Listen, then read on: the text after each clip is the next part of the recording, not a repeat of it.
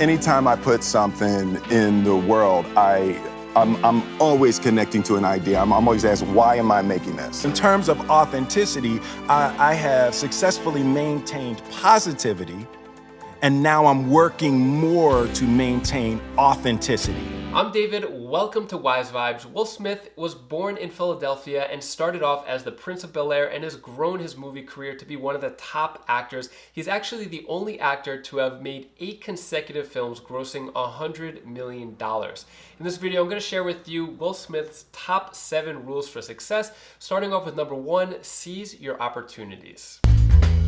Me and Jeff had come out with our smash hit, Parents Just Don't Understand. We made a bunch of money. We won a Grammy. Album was triple platinum.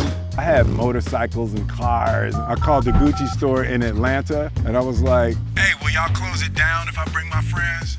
And I'm smiling, but that's stupid. We released our next album and it was like a flop.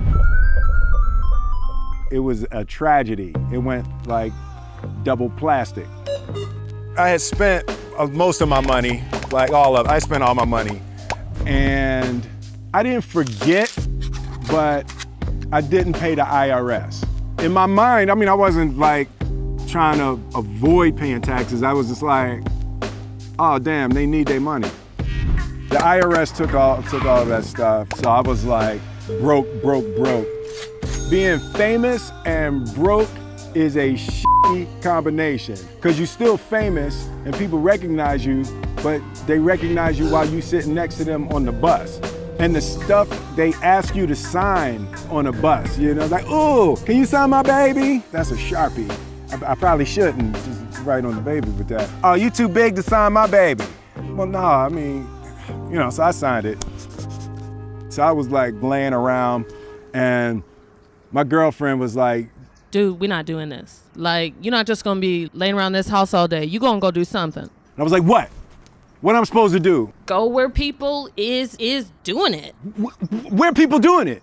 Go to the Arsenio Hall show. Just go stand around at the Arsenio Hall show? Yes. That's stupid. Wake it up! So I went to the Arsenio Hall show and I met a dude named Benny Medina. And Benny Medina is the real life Fresh Prince of Bel-Air, except he actually went from Watts to Beverly Hills. Same basic concept, way shorter distance. I meet Benny and he pitches me the idea for this show and I'm like, you know, I'm not an actor. I'm like, cool. And he said, hey, you know, I want you to meet Quincy Jones. Quincy Jones is producing with me. So I find myself at Quincy's. And there's actors and artists and celebrities and politicians. It's like everybody's at Quincy's house. It's like The Wiz without the costumes. So Benny walks me in and introduced me to Quincy. And like, hey Q, what's up, man? He's like, hey man, you know, I saw your music videos. I love what you're doing. I love what you're doing. Tell me your rap name again. They call me the Fresh Prince. All right, good. That's what we're gonna call the show. And he handed me a screenplay for a failed Morris Day pilot. Like, I don't have the time. So I need you to do this. I need you to go ahead, take a few minutes, take 10 minutes, study the script, and I'm gonna clear all the stuff out the living room, and we're gonna have everybody sit down in the living room. We're gonna do an audition. He had movers that could reset his furniture. I was like, this dude is real. So he goes out, tells everybody, come on. And I was like, hey Q, hold up, man, hold up. I'm not ready to do no audition. And he said, oh, all right. Well, what you need? Tell me what you need. Just set the meeting for a week and I could do it. He said, yeah, you know, Brandon Tartikoff, the head of NBC, is out there. I'll get him to schedule for next week. And then you know what's gonna happen? Something gonna come up and then he's gonna have to reschedule. Oh, yeah. So 3 weeks from now, Q, we can do it 3 weeks from now. I said, yeah, 3 weeks from now be good. Or you could take 10 minutes right now and you can change your life forever. And I was like, it then. Yes, give me 10 minutes. I said yes, and I let it rip. And I got to the end, and everybody is clapping. Quincy looks at Brandon Tartikoff, the head of NBC. Did you like it? And Brandon said, yeah, I liked it. Quincy says, no, did you like it? And he's like, yeah, I liked it. He's like, good. And rule number 2 is maintain positivity. What was interesting about that is if you go through, because I'm old enough to remember the prime Jazzy Jeff Fresh Prince era, you was always challenged for that, right? Like, oh, you're soft, you're different than the other rappers. Oh, your positivity was always challenged. Like, people always wanted you to justify being positive. Being positive, so right, in your absolutely. music. Yeah, no, that was a difficult time coming up because it's like I'm from Philly, right? So during that time in Philly, it was Joe Frazier and Rocky. So a fist fight was common. So you grew up like, Right. you grew up. those hand Chuck, skills. yeah, Chuck D he called it Pug City. He's like Pug City. He's like Chuck was like, damn, you can't go to Philly without getting in a fight. Right. So it's like I grew up in that. So for me to it was always difficult for people, to say I was soft and I was, my music was cotton candy and all of that. So I always wanted to fight to try to prove myself. But fighting yourself to maintain positivity is the hardest fight you ever gonna have, right? And it's like that struggle to just stay my course, to be the person in the world that I wanted to be, no matter what people said. And it was I started to call it offensive positivity, right? Like I wasn't gonna be on defense with my positivity. I was gonna be on offense with it. Right. Yeah. If you're liking the video so far and a fan of Will Smith, hit the thumbs up button down below and subscribe for more daily motivation. Number 3 is be obsessed. Wait, how did you become that monster in that sense? Because you told the famous story about how you kind of backed into acting Fresh Prince of Bel-Air. Yeah. And the next thing you know, you start making these movies. And I forget that Bad Boys actually came before Independence Day, right? Yeah, and then Bad Boys. Independence Day just was like one of the biggest of all time. Like, what was that transition like for you to be like a real actor and like the biggest actor in the game? No, it was that was like the first real goal, like that in terms of setting goals. I was like, I want to be the biggest movie star in the world, right? And up until that point, everything was like, it was fun and it was happening and we were creating in Jeff's mom's basement and it was successful. But that was like when I moved into acting, that was the first time I started applying skill to my talents, right? And I look at skill and talent separately. Like you're born with talent. It's like there's certain things that you just do naturally. You were gifted with a talent and you have it. But skill is acquired through discipline, and I've never seen myself as particularly talented. Where I excel is I'm willing to die in the process of acquiring skill. Like it's when I put my obsessive mind on Just die on the something, treadmill. I'm just dying. Yeah, right. Exactly. It's You're like not gonna outwork you. You also said ridiculous and sickening work ethic. sickening work ethic. Exactly. It's like So for me to be a movie star was the first thing that I ever really wanted like that and set my. You was like my sights Schwarzenegger, on Stallone, Bruce Willis. all of them. I was catch like, y'all. because when I looked, I always felt like there weren't a lot of people I saw do things that I felt like I couldn't do. Right? When I look at people and I see things, I don't feel like I can't. Whether or not I will is something different, but I don't ever feel like I can't. And the 4th rule is have a strong why. Anytime I put something in the world, I'm always connecting to an idea. I'm always asked, why am I making this? Why? So I'm putting this out in the world. Why? So with concussion, Dr. Bennett Omalu was deeply connected to tell the truth. And he said that truth doesn't have a side. And that's what he kept saying. I thought that was such a powerful idea. That whose side are you on? Are you a Republican or a Democrat? I'm trying to tell the truth. The truth doesn't have a side. Number 5 is deal with rejection. Rejection is everywhere. We all deal with the. You don't anymore. Oh my! Sure you Yeah, don't. me worst of all. I think the idea of rejection is relative. I mean, if you take a kid in a small town and somebody posts something negative about them and all of their friends laugh, that's the worst rejection a human being can experience. It's not, for that kid, it's not any less than for my kids who read it on a comment page. It's emotionally, it's the same. My kids grew up in this world, so they're much more acclimated to the difficulties of this world, but it doesn't make it emotionally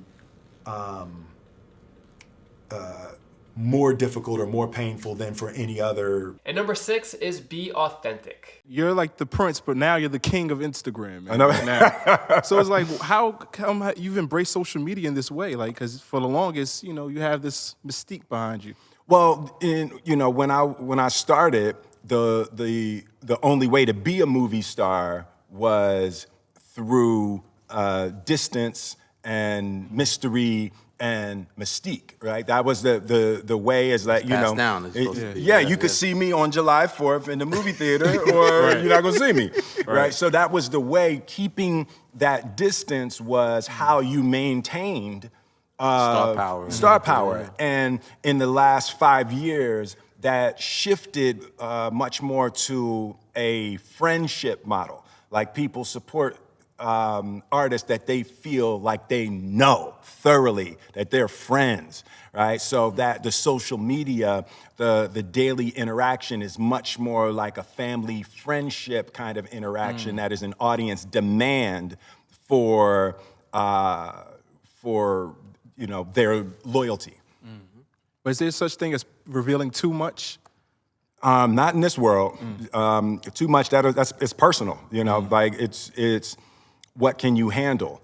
I think one of the major, one of the beautiful parts of social media that I think is a beautiful evolutionary thing is that social media demands authenticity, right? So social media pushes you more and more into having to reveal what's true. Yeah, and because if you don't, TMZ is going to, right? That's a fact.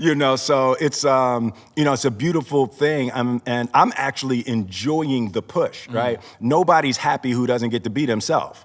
Right, so the eyes and ears of the world are starting to demand more and more authenticity, where you got to say what's true for you and live or die by what that is. So I'm enjoying the social demand for authenticity. I'm coming into a space. How have you maintained your authenticity? Because you come from Philly, you've gone through everything. Like, your journey's been crazy. Like, how have you maintained that throughout these years? It's really interesting. It's like, the idea, I haven't maintained my authenticity per se. I've maintained my character, right? I've maintained my beliefs, character in two senses. I've maintained my character of Will Smith, and I've maintained my personal character of what I believe in. So, but in terms of authenticity, the character, Will Smith, signs every autograph and is always happy and wants to see the fans and is always in a good mood. And that's actually not authentic, right? I do want to slap somebody, every once in a while. So in terms of authenticity, I have successfully maintained positivity, and now I'm working more to maintain authenticity. I'm granting myself the freedom to not give a when I don't give a.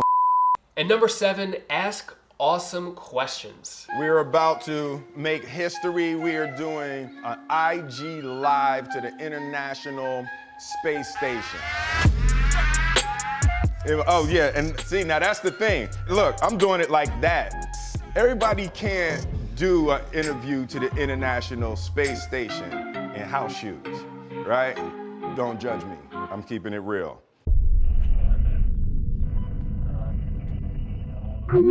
What's up, Emily? Hi. How you doing? Good. How are you? I am so good. Thank you for doing this. Yes. Let's talk about space.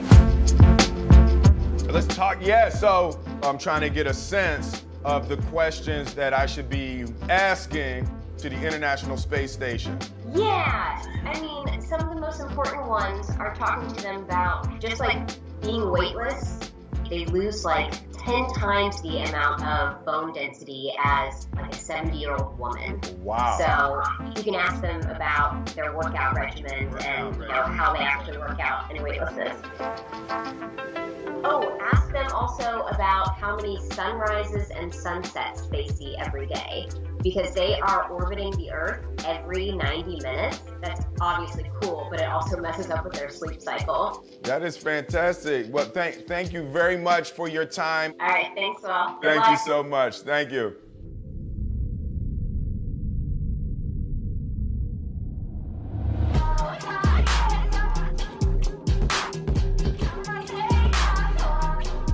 This is the actual food that the astronauts eat.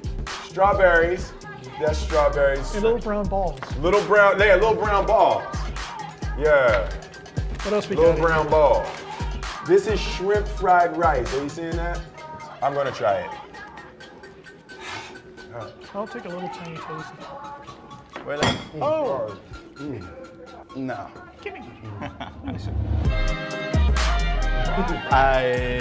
Now I have the opportunity to have a space taco. A space taco. This, I had never imagined this could be possible. What is that, man? That looks so appetizing. It's cheese. All right, so I feel thoroughly ready to go handle this conversation. I feel astronaut ready. You know, I feel like I understand everything about being an astronaut.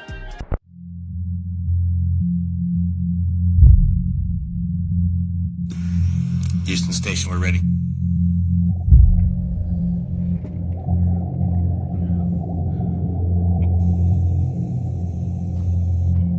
It's claustrophobic. Houston, this is Station. I am ready for the event. Station, this is Will Smith in Savannah, Georgia. How do you hear me? Hey, Will, got you Loud and clear. This is Drew Feustel. I'm taking over the National Geographic Instagram live from the International Space Station. What's happening, Drew? I'm just up here hanging around about 250 miles above the planet, flying over, just flew over Australia and head towards New Zealand right now. I just came back from Australia. Yeah, you probably had a different view than we have from up here. Hey, man. Well, thank you very much for doing this. I'm very excited about this. I've been up all night. I've been on Instagram downloading questions from the fans and stuff. Bring the questions on. We'll see what we can answer, and if I don't know, I'll try to make something up. All right. So I just saw that. That's very hot. Like with the, see, I started out as a rapper, so I wish I could make my microphone do that. So let's jump in here. So the first thing with the weightlessness. I may look a little younger, at least I hope I do, because I've lost some of the wrinkles in my face, and my eyes get a little puffy, and my legs get real skinny. So, if you want to get on a good weight loss program, this is a good place to be, because you'll immediately notice a difference, and everything on the lower half of your body gets skinny, and everything on the upper half of your body gets a little bigger. So that's the main effect that we see right away from being weightless and being in microgravity. So how does that affect your like muscles, or like you actually don't get to use them? We exercise every day. We spend about an hour on the resistive exercise device, which is using dampeners and springs to push back on the forces we put into it, to be able to do bench press, bicep curls, squats, those sort of things. And then we run on a treadmill for about 30 to 40 minutes as well. So those things are what helps us counteract muscle atrophy and the changes in our bones. In terms of like the simple basics, right? So you on Earth, people have to poop. You're like, it's important to poop on Earth, right? So when you're up there, I see your microphone floating. I need to understand what you do with that. Like, how do you manage that? Well, are you sure you want to talk about this problem? Because it is pretty challenging. I like to say you can have a good day in the bathroom and you can have a really bad day in the bathroom, and you hope for the good days. The bad days can be challenging. On Earth, we talk about the Mile High Club. Has anyone, attempted for research purposes, has anyone attempted you know, the process of procreating the human species in space. All right, Will, similar to the last question, I'll just say, are you sure we want to talk about this on the interview? I'm just, you know, I'm a man of the people, Drew. I'm a man of the people. And it's important to me to ask the questions that the people want the answers to. I'll just say, as far as I know, I have no knowledge of those tests being done. But I can imagine that that would present some unique opportunities. It's interesting. Hold on, show me the picture, because when I found out that I was going to do an interview with you, I found out that we had a little bit in common. A picture of you, and you're holding a hammer, and it looks like in your home, in your garage. Can you see that? That was in fashion, but you won't be surprised to hear that that was shortly after I had a perm. So I had a perm at one point, I had a mohawk about the same time. I'm wondering what we were both thinking that we could get away with a crop top half shirt. How many sunrises and sunsets do you see in the course of a day? Yeah, we pick up 16 sunrises and sunsets. It takes me an hour and a half to get around the planet once. Wow. So in that, I've heard a thing, you know, I'm doing the One Strange Rock, so I've heard of a thing called the overview effect. Will Smith does such a great job of being motivational and funny at the same time. Let me know down in the comments below which rule did you like best. I'm going to leave you with this Will Smith quote right here. Fear is not real. It is a product of thoughts you create. Do not misunderstand me. Danger is very real, but fear is a choice.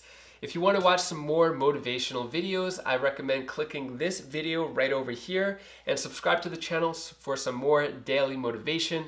Click either one of these videos over here and I'll see you in the next video. Have an amazing day.